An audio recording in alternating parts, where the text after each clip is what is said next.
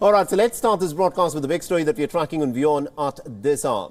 Top diplomats, leaders and military officers from around the world are gathering in the German city of Munich for the world's largest global security conference. The Munich summit is in fact an annual gathering that focuses on defense and also on diplomacy. But it assumes significance this time round as the war in Ukraine is all set to complete exactly a year on the 24th of February later this month. Leaders are expected to assess as to how the war has in fact changed the European security landscape. American Vice President Kamala Harris and also the Secretary of State Anthony Blinken will represent the Biden administration at the three-day summit, which begins later in the day today. Leading the U.S. delegation, Kamala Harris will be taking center stage on Saturday to deliver her address. A leading Democrat Senator, Sheldon Whitehouse, is also a part of the delegation. The first thing is to communicate bipartisan and bicameral American support for Ukraine as it resists the invasion by Russia, and to also take the opportunity overseas to urge the Biden administration to continue and increase the flow of munitions to the Ukrainian military. And German Chancellor Olaf Scholz and French President Emmanuel Macron are also amongst the many top leaders who will be attending the Munich Security Conference. China's top diplomat Wang Yi has also confirmed his participation, and he'll be delivering a speech at the Munich summit. Now remember, China is amongst those countries that has not condemned the Russian invasion of Ukraine. Now, Russia this year will be conspicuous by its absence, as it has not been invited. The conference chair has said that the organizers had not invited any Russian official, as Vladimir Putin is breaking, according to him, civilization. United States and China are in fact going to be at loggerheads with each other, and their tensions, which are escalating, will feature prominently at the gathering in the German city in the state of Bavaria. The ties between the two nations have nosedived ever since Washington used an F-22 Raptor to shoot down what was described as a Chinese surveillance balloon.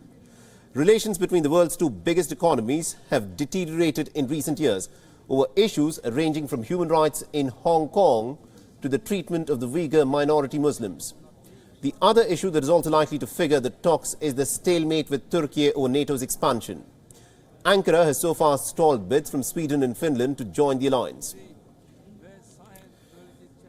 And to get us more updates in terms of what, of course, is expected to happen at Munich, our correspondent Anas Malik is joining us live on this broadcast from Munich. Anas, this is a crucial security conference that will take place in Munich. Tell us as to what is to be expected of it. Before I answer your question, Saleh, we just heard from the German Defense Minister, Boris Pistorius, and he was asked specifically on when the Leopard tanks would be sent to Ukraine, and he said just a very short while, literally while you were having that introduction, we heard him, and he was speaking, and he said that we are expecting the Leopard tanks to be sent by the end of March, and that the world needs to step up and support Ukraine. That's what he said while speaking to the press here. Now, what we're expecting, coming to your question, what we're expecting is the outpour and more support for Ukraine, at least what would be reiterated over here through this forum. This is perhaps the biggest security gathering. That is how it is being classified. We're seeing more than 26 foreign ministers who would be here.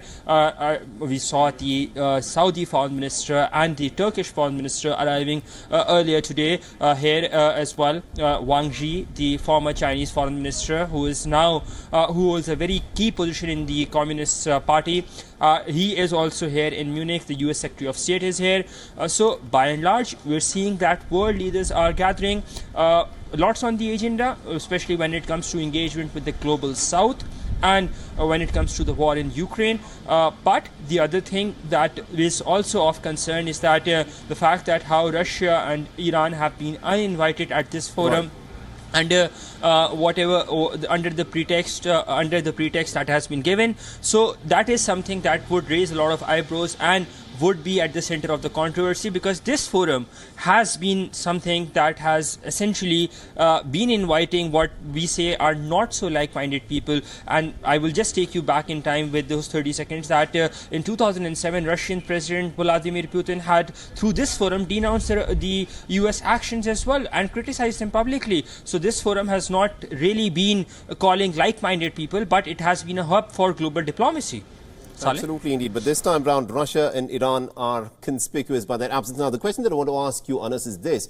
Now, it'll be a year on the 24th of February that Russia invaded into Ukraine. The Western nations have been sending more and more military aid. At this point of time, Ukraine wants fighter jets from the West. Volodymyr Zelensky is hopeful that the Western nations will, of course, fall in line and give Ukrainians the fighter jets that they claim that they need. But at this point of time, what are you picking up? What are these nations saying about the possibility of sending fighter jets to Ukraine for the war? Well, there's as I talked to you, there is no official talk of fighter jets, but tomorrow we have a session where the U.S. Secretary of State Antony Blinken, the German Foreign Minister Annalena Baerbock, and the Ukrainian Foreign Minister Dmytro Kuleba. They will all together be on the same stage in the Bayer-Hof here, right behind me, right. And they will be speaking on the way forward in order to attain peace, and that is where we would be expecting that this stock, both formal and informal, of fighter jets would be there.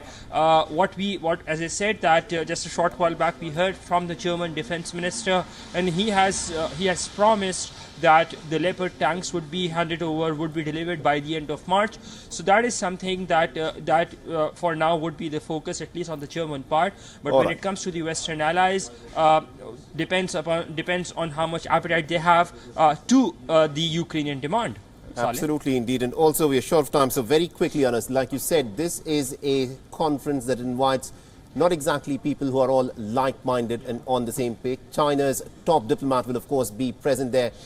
Tell us as to what is likely to play out between China and the United States, especially in the aftermath of these concerns of these surveillance balloons that have been spotted in American airspace. And the Chinese say that there are at least 10 American balloons in the Chinese airspace.